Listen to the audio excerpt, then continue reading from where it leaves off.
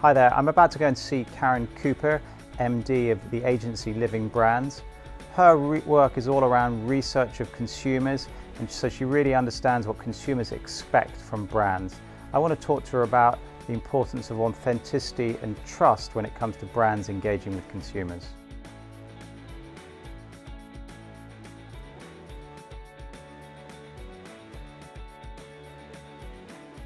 Karen, thank you very much for making the time. And it'd be great just to sort of give our listeners a bit of an overview just on what Living Brands does and just what you do actually, and a little bit about your background as well. I think it's fascinating. Okay.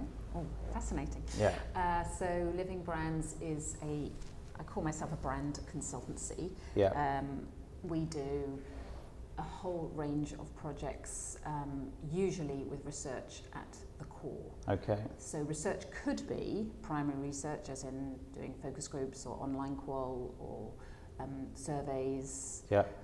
Social media analysis, I call that as well, primary research. Or it could be research which is taking the client's research and understanding what they've done, all their insight, and sort of desk research really, and pulling up what's already out there. But either way, rooted in understanding what the consumer or the customer wants or needs and where the gaps are. Right. So brand consultancy with a research heart. Okay. And the projects range from helping, for example, new startups or small little outfits try and carve their positioning and understand how they should, where they should position themselves relative to the competition, and help them understand, really pinpoint who their audience is and understand the journeys to get there, etc. To very big corporations who are much more sort of at the sharpening end of brand consultancy, where you can spend, sort of months trying to massage and move the brand from A to B and be more sort of, indulgent is the wrong word, but more sophisticated in analysis to try and understand how they should position. But effectively, they are the same. It's a bit like turning a supertanker, though, isn't it? But correct, and all the things that entails. Sure. But the problems are the same, and also the way of approaching it is actually the same. You might just have the different people in the room and have different time scales and things like that. But essentially, for the brand piece, it's always about finding what is true for the brand, that is credible for you to say, that is differentiating from the competition. Question, who is the competition? Because that's also changing. Right. It's not always as simple as, oh yes, it's the people you think it is. Yeah. And then obviously finding something that is motivating to the audience, which also is an important and very crucial activity that a lot of brands sort of gloss over. Oh yes, our audience is ABC1, 25 plus. Well, really understanding your audience. So all of those things are essential ingredients for whatever brand I work on. And it's changing very, very quickly, I guess, as the kind of the audience behaviour. So consumers are consumers. We still need those basic things. What need are you answering? Yeah. That has not changed. In fact, it's more important than ever to root your brand in that. What's changing, of course, is the channels and the way that we approach, the way that a consumer reaches you, hears about you, talks about you. So all of that sort of amplification around a brand is totally changed. The media world's totally changed. Yeah. But the core, what does a consumer need? What need are you satisfying, or what frustration are you answering, or what wish are you answering? That's still the same. Yeah. Well, just what you've got to try and find. And in fact, they're very enduring.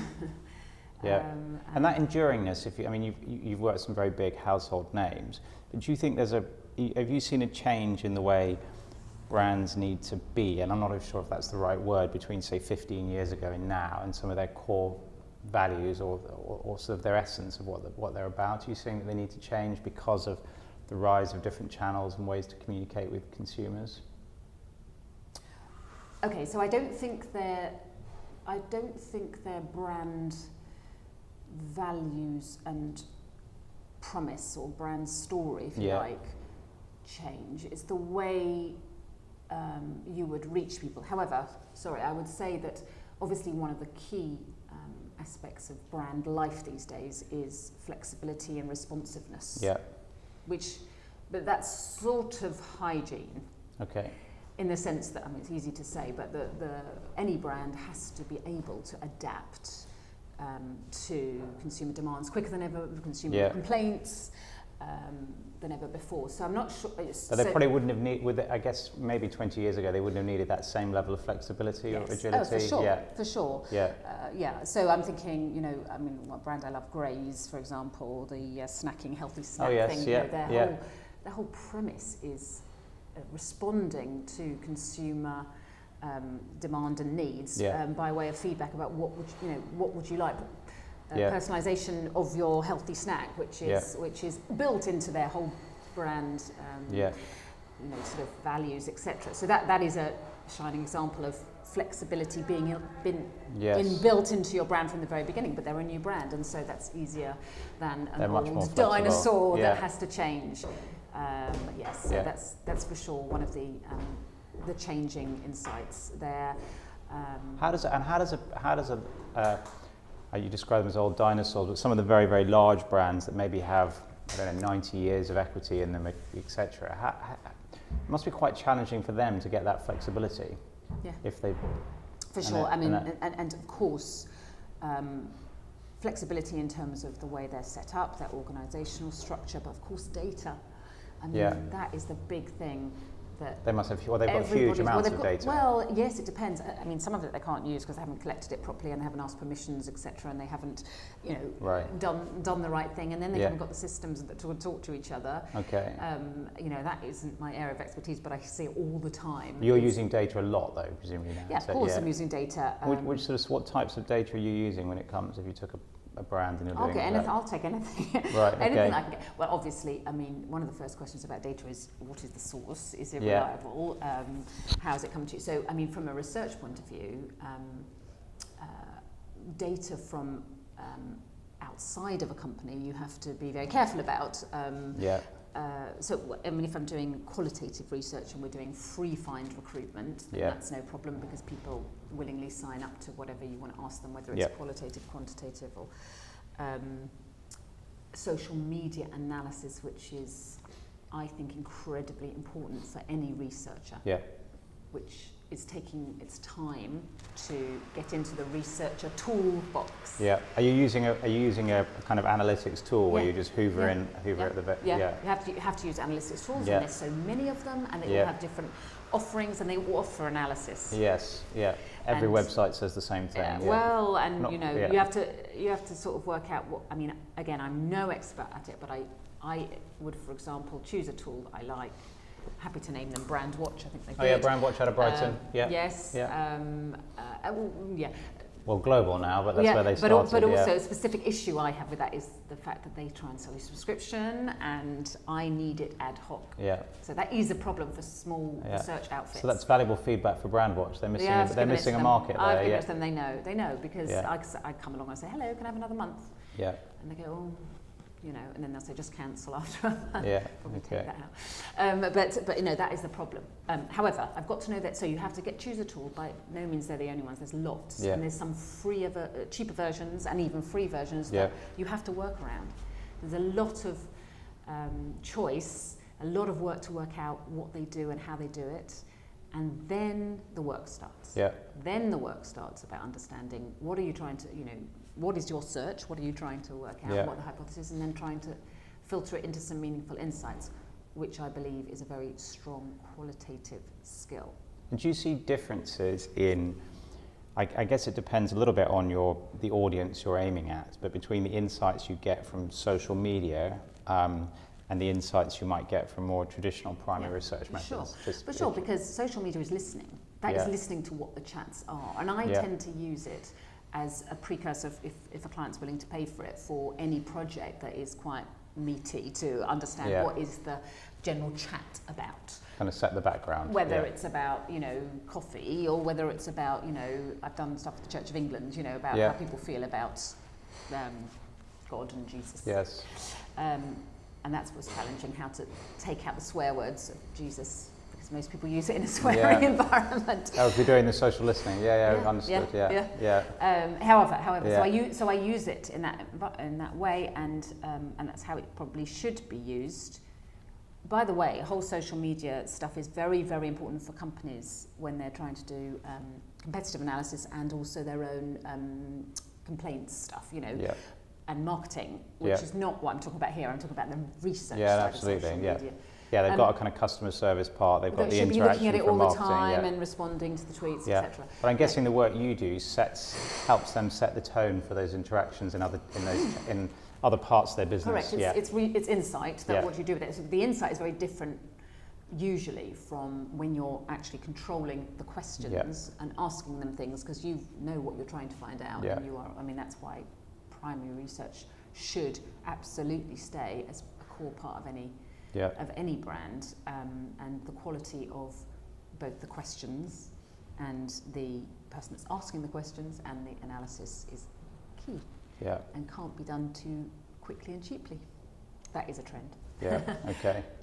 I want it really done quickly, and can you do it tomorrow? No, you have to recruit people. You have to. And there's just an assumption that actually it's easy to get that data, and I guess that's where they're coming from. That it's out there. And then are you starting to use a brand or a business's own data, or things like in their CRM database, their own feedback, etc. And so that's where you're finding it's in a mess, is it? Or it can be? There's obviously some companies are better than others, of course. So there's a wealth of data out there. So before you'd start, any project, you're going to see what they've got and what to make sense of it. So of course it will be, what kind of questions, data do you capture, what kind of questions do you ask to understand their audience, and so it's a broad church that you should you should always investigate before you start talking about their brand in a sort of theoretical sense. I'd always start with what do you know and what can I glean from I call it data distillation, really, just to work out what is out there. And you talk about brand. I think on your website that brands need to be authentic, and we could talk a little bit about that, and particularly in, I guess, the world we're in today, in the sort of social media driven world.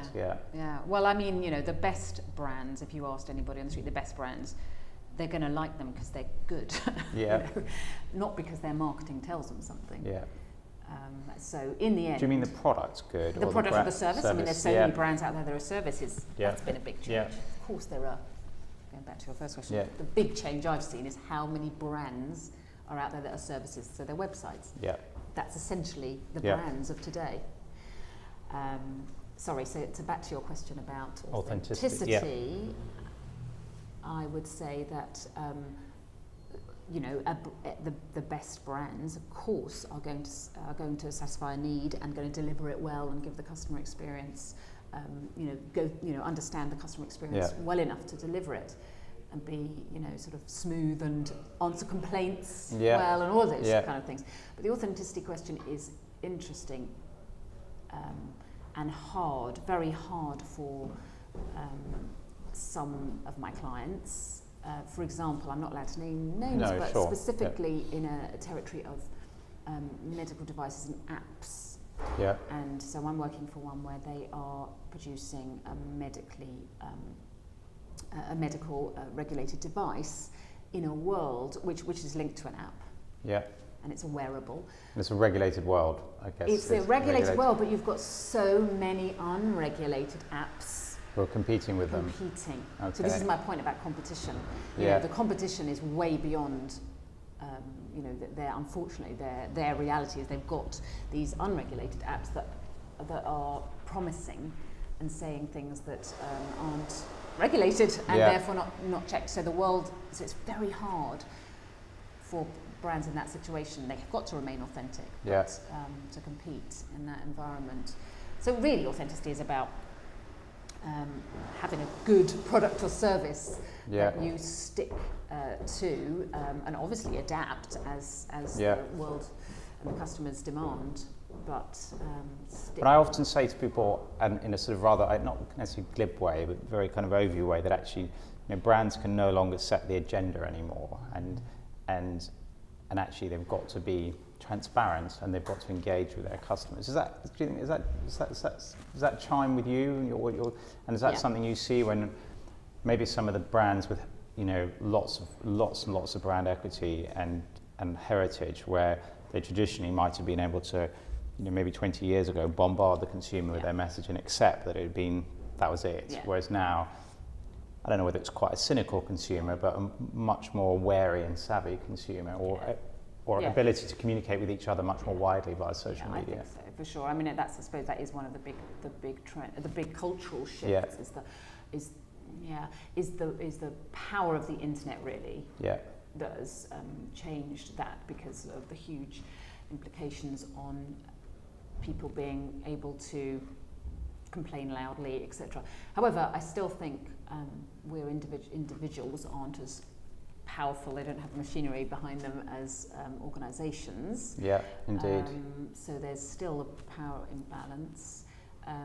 But of course, still with the organisation. With the organisation. Yeah. But I think there is a need to be more transparent than ever before. Do your clients get your? I mean, it's always difficult for you to not breaking bounds of confidentiality. But do you find brands in general getting that now, or sort of that's something you have to educate? You're having to educate them on. They get it, and they'll do it with varying degrees of success. If they have to deal with customer complaints, somebody constantly on social media answering that kind of stuff, which never used to happen. So of course that's changing. But I'm thinking about your question a bit more about power. I still think and the ability, the importance of I think there is a massive decline in trust overall. Yeah, it's absolutely. In all the data I look at from Edelman PR. They do an annual trust survey, that's what we're seeing. It's a massive decline. But it's actually, people are desperate to trust somebody or something. So politicians, the American we were talking about it earlier. Election, that is makes people feel, really, whilst it's sort of, amusing, it is, who to trust, so politicians and professions aren't as trusted as they were, and brands aren't as trusted as they were, but people want it. So I think brands that do manage to communicate authentically and clearly, the loyalty is quite strong. So there are opportunities. Apart. So whilst the declining trust is general, there are, good brands with good products and, actually not doing anything hugely different from the past.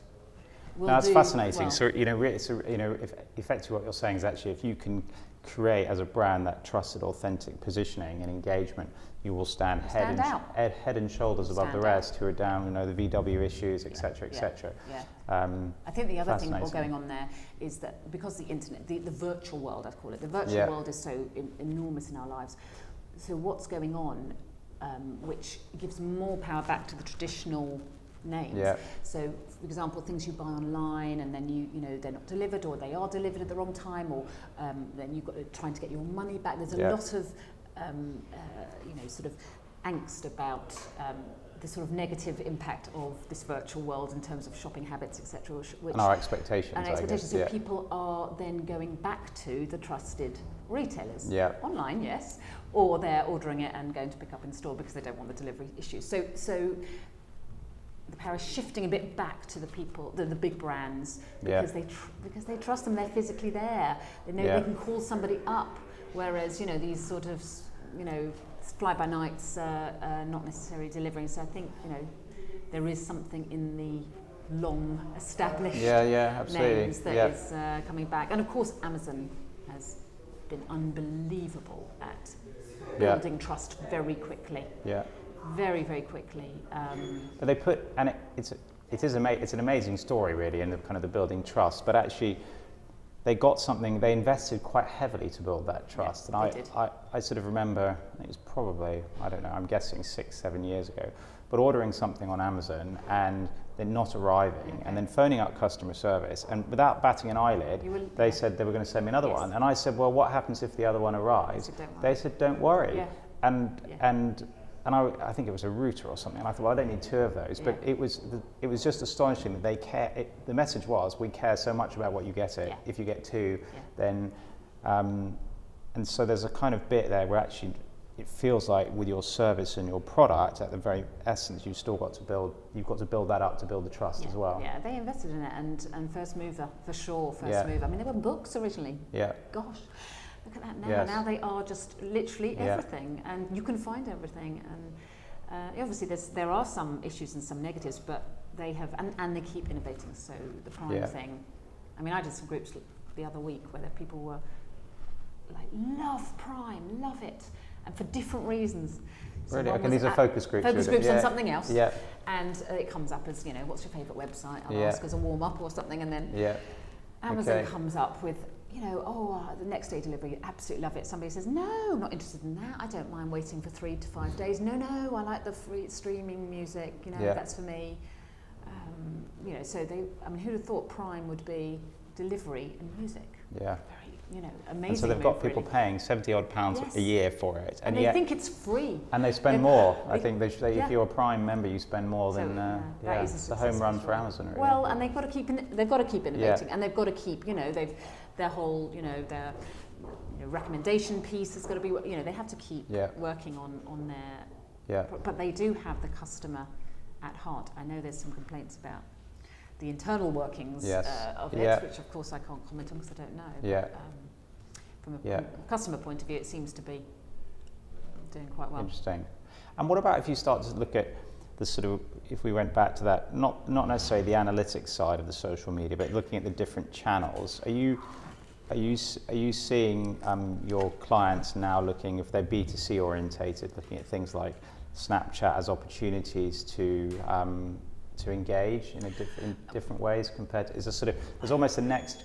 What's the next generation? Yeah, one of my sort of theses is a little bit that the previous generation of the kind of Twitters of Facebooks was much more broadcast engagement, but you posted and everyone could see it. And we're now much more in a private messaging, moving into private messaging, maybe a bit more ephemeral. And it'd be just great to. I think I haven't personally seen the Snapchat thing yet possibly because of my brands aren't that sort of demographic, but also I think one of the problems with core Snapchat is that it just the messages go, and actually what people want is records of conversation and help. So if you're thinking about it as a tool for customer service, I think it sort of does the opposite of what people want. They want to have an email, please, to confirm, etc.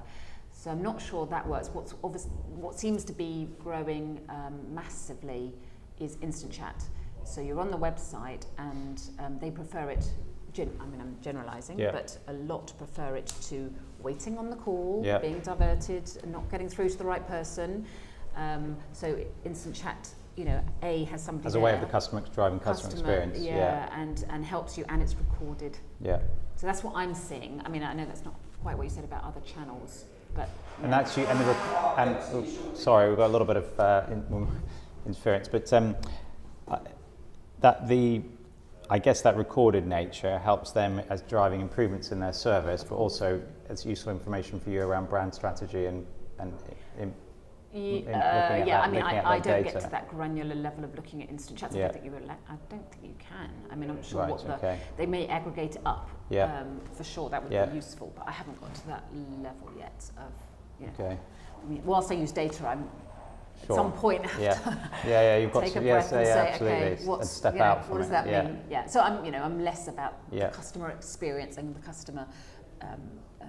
Customer satisfaction is less of my forte than marketing, as in positioning and how to communicate, etc. How to position the brand. But yes, I'm sure it will be very useful. Of course. And what about China? When we were chatting earlier, and I think over email, you mentioned you were doing some work for a brand looking at China, etc. What are the challenges there when you're at a brand, from a brand strategy level? Okay, so if you're maybe looking at it from the lens of a US or European brand, and then China is on the cards for you. I mean, I get very generalised because my experience is minimal, but. I mean, I suppose one thing I was surprised at is actually how similar humans are. So the Chinese want the same things. The big, huge difference is the distribution channels. You know, they have numerous sort of black market but official sort of channels and imports. So getting your head around the way people receive things and can access things is quite different. And of course, culturally, there's a huge difference in, you know, one baby policy that's now changing, but the impact on, I mean, happened to work for a baby food brand. And then of course, that has, you know, the pressure because, and that's come from a cultural insight of only one child. So the pressure of absolutely doing everything completely right for that one child. So looking after your child perfectly. Because you've only got one. Now, of course, that's shifting and etc. So there's a few cultural things about the role of parents and stuff like that. But I would say fundamentally they want the same things in terms of, you know, will this product do the right thing for me? They have a huge respect for our brands. Huge respect. Trust as well, or trust as well. I mean, and I think that's partly to do with lack of trust of their own stuff, and so I mean, it's for brands to enter China, you get immediate, you get immediate cachet and trust, because you know you've come from, if you succeeded in Europe or America, then there's a halo. They're happy. So there's less need for the sort of more sophisticated marketing here, which would be, you know, beyond just saying your brand name. The brand name goes very, very far. And they make their own provenance stories up. You know, which most brands are very happy about because they are not, you know, so there's but the way to communicate to them is harder because of the channels, etc. And different social network channels, if they're using social networks out there. That must make your job a bit harder or kind of trickier. The marketing people's job, to actually get out there. The media people's job, for sure. But they're experts in that. I mean, that's not my expertise at all in terms of how to use the media channels in China. And you mentioned you've worked with startups. You work with startups and also large corporates. How early do you think startups? I mean, I spent quite a bit of time working. How early should startups think about brand? Well, brand is everything. I mean, you know, I know some people would say, "What is brand? It's your logo." Well, you know, even of course it's the logo, but even what that is, what goes into that, you know, name and the look and the feel should have some strategy behind it. So the brand is who you are from day one. Doesn't mean it's fully fledged. And doesn't mean you can't, of course, flex. And in fact, most startups will flex as they test things and realise actually that's not right or this is right, etc. So I would argue brand from the very beginning. If the question is whether they should invest in a brand consultant, of course most of them can't. You know, of course not. And what I've noticed in my reasonably limited experience is that most of the startups are so delighted to have somebody just asking them not basic but fundamental questions. They're normally very hard questions. No, and they're all in their head. It's just clarifying, simplifying, distilling. That role seems to be useful for startups to, you know, all this stuff. Why does it start and all that kind of what is this product? Who's it trying to talk to? Really, is that your competition actually, or is it that? Those kind of fundamental questions is incredibly useful for them. That's not heavy-duty management consultant. That's the brand consultancy. Sorry, that is light touch. Ask them some challenging questions. Put it down on one page. You know, what is your story? Your, you know, the big insight there, the consumer need or the business need or whatever it is you're satisfying. And of course, as you grow, then you need to revisit that, and you need to possibly do your research. You know, again, it doesn't have to be heavy duty; it can be light touch.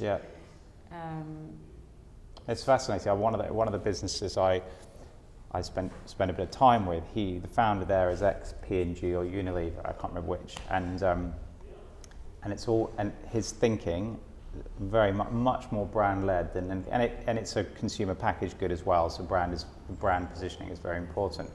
But it is fascinating, and so other startups like, oh, you need to go and speak to them, because actually they have a very different lens on the world. Technology led, or where the technology led, and then sometimes wanting to get the perfect product, and sometimes you have this constant debate about when's good enough, and actually can kind of marketing, is marketing and brand actually more important than getting that perfect product, etc. And there's some interesting debates. I think so. Well, I mean, it's going to be different for different types of products and services, of course. I mean, service is easier to flex a bit, right, than a product that doesn't work. Product has to work. Absolutely. Yeah. So I think there's, and that's why a lot of sort of service type, website type brands will say beta on purpose, so that people feel they're part of this development, and they're part of a research project, and they'll feel they can forgive the mistakes, and that's of course when you should go. You should soft launch, whatever you want to call it. Yeah. Are you bringing? Do you find? Have you been in a situation where you're bringing big brands and early brands or little brands together?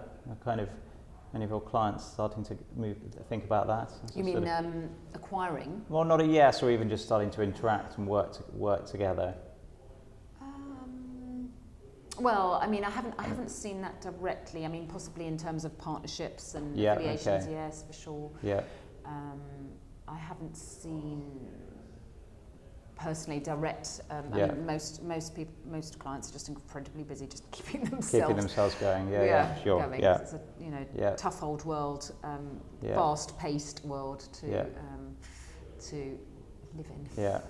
Well, it's been fascinating chatting. Just a sort of final tongue-in-cheek kind of, or light-hearted, do you have a favourite sort of set of brands you like? Then maybe not your clients that you look at and think, well, they're doing amazing things at the moment, or just a single one that you kind of like. You mentioned Grays Grays earlier. I think is a very interesting one. Okay, so First Direct, weirdly, always has an enduring one for me.